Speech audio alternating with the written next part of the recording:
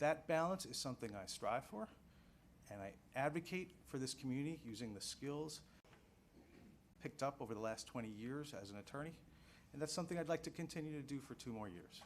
Thank you. Very good. Mr. Danzinger.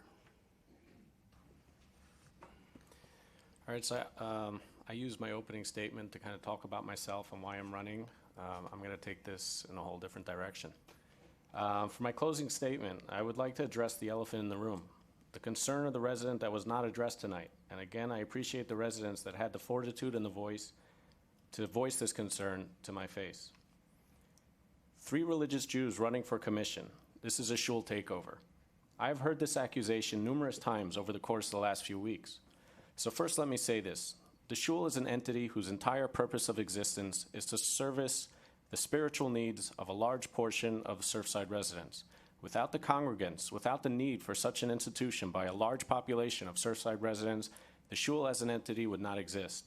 That being said, I can assure the community that nobody affiliated with the shul was in any way involved in my decision to run for office.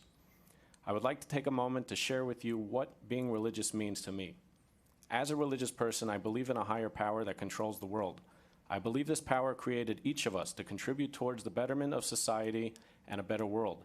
I accomplish this by following guiding principles and regulations. Many of these regulations and restrictions go against what I want as a person.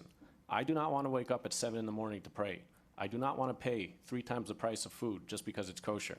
But I take the I out of the equation. In order to be a better person, in order to instill better values onto my children, I am forced sometimes to ignore my own personal desires and do what's best in an effort to do my part in creating a moral world. I believe these traits and this way of life translates into great leadership and qualities. I've been working my whole life to take my personal desires out of the equation and think of the greater good.